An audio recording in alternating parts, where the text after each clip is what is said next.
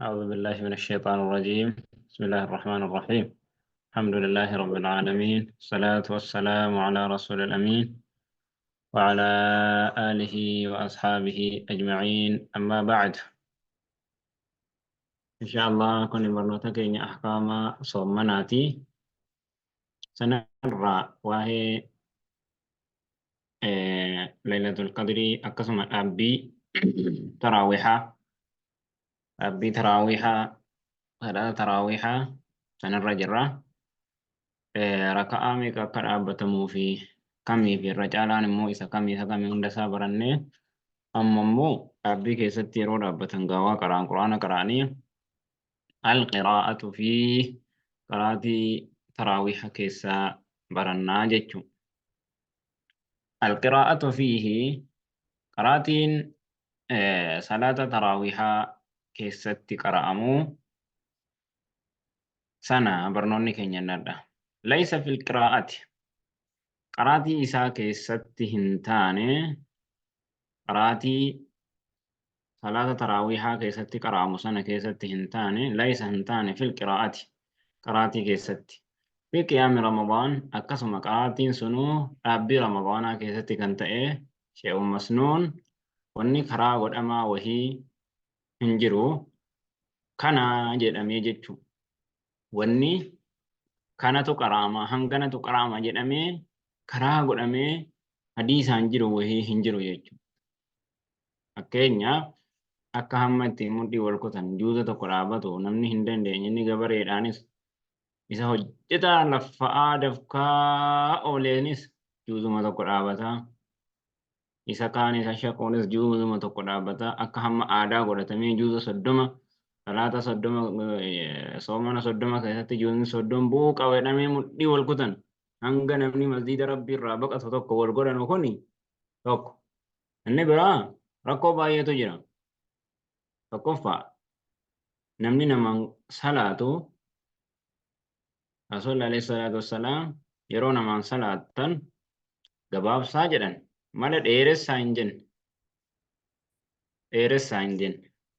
Amma taraawii hasa kami nuti dhaabbachuu jirru qiyaamni ramadaanaa kun akka lamatti jira. Tokkoffaa masjiidatti kan salaatan. Inni lammaffaa mana ofiitti kan dhaabbatanii salaatan jechuudha. Inni mana ofii itti yaana. Amma isa kan masjiida irraa dubbannu.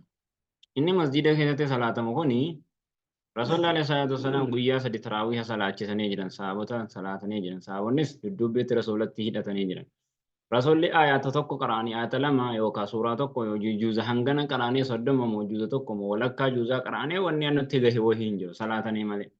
Sigalee akkas. Kanaaf qaraatii quraanaa dhuguma yoonii fi juuza 30tti illee kan fixanu tahanillee laakiin ilmi namaa ilaalamuu qaba. Namni hundi akka tokkoo miti. Amma fakkeenyaaf biyyoonni Arabaatii fi biyyoonni Habashaa garagara.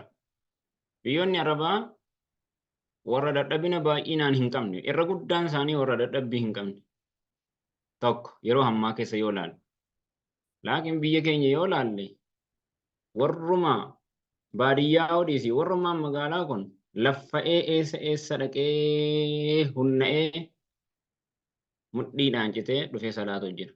Inni kaan immoo naannoo baadiyyaati qotee bulaa jira, horsee bulaa jira, maali jira. Kun hundi isaatu juuza tokkoon dhaabbata yoo jedhan kuni masjiida irraa nama baqachiisudha. Egalee yassiruu walaa tu'assiruu jedha Rasuulli alayhi salaatu wassalaam. Walirratti hin jabeessinaa walirratti laaffisa.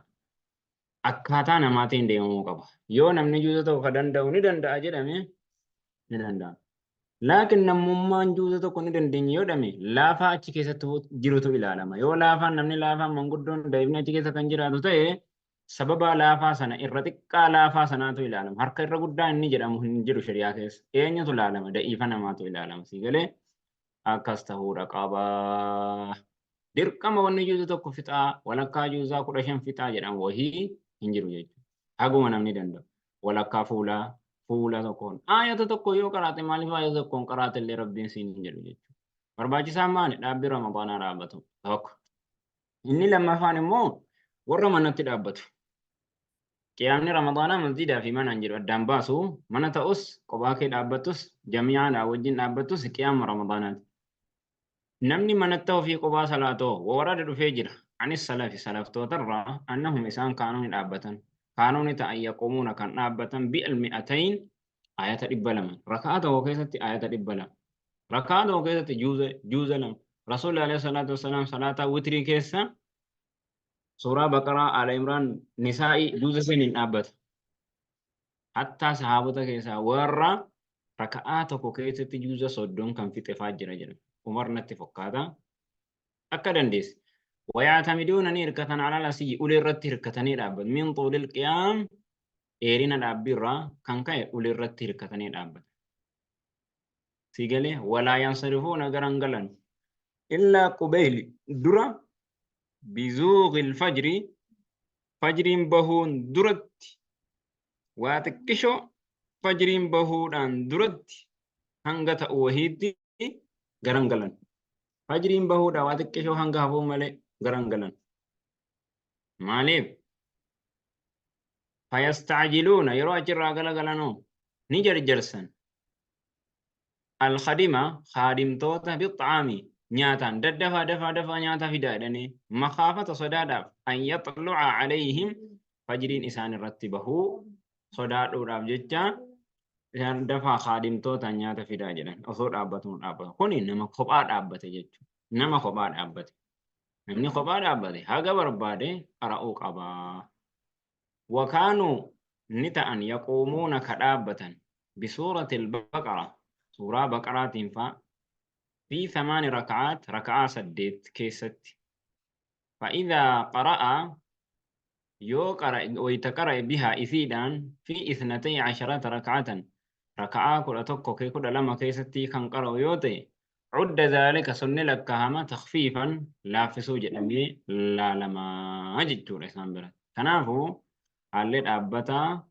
على صلاة تراويح كيست الأبتا أكنت هورك أبا أجد يوني في خبار أبتي hanga barbaadde dheeressite hanga barbaadde quraanas dheebisitus dhaabbii dheeressitus suyyuudha dheeressitus wanni si gaafa tokko hin jiru inumaa bareedaadha hanga dhaqee fajriin bootti galgalaa qabi ammoo namni namaan salaachisu hoo laaffise namaan salaachisudha inumaa wanni ammaa maali quraana dheeressuu rakaa dheeressuun osoo hafuu quraanni keessatti baduu jira quraanni keessatti baduu jira quraanni matniin isaan eegamu siftiin eegamu makhaarajni eegamu akkaataan itti qaraamu tajwiidni isaa hundi isaatu hin eegamu ari'uudha ammas akkaataa biraatu jira warra imaam warra namaan salaachisu kun warruma hiikkaa isaa hin beekne namni namaan salaachisu quraana yoo beeke hifzii yoo beekellee hiikkaa isaa beekuun barbaachisaadha waqfii isaa beekuun ahkaama isaa beekuun namni ahkaama quraanaa guutuutti beekuudha haafizummaa qofa osoo hin taane waqfii isaa beekuu waqfii beekuun immoo hiikkaa isaa beekuu irratti har'aa jechuudha. Kanaaf akkas ta'utu barbaachisaadha jechuudha. Yoonii fi naamusaan akka warra Makkaa Madiinaa kanatti qat godhanii quraana Rabbii qara'anii bareedaadha homaan jedha. Laakiin yoommoo akka keenyatti ari'anii maal godhanii sun shari'aarraa achi nama baasaa jechuudha. Kanaaf haala sanaan akkatti sirratamee qara'amuu salaatamuu qaba jechuudha. Kanaaf har'aaf kanuma raawwan sallallahu alaihi wa sallam ala Muhammad wa ala alihi wa sahbihi ajma'in.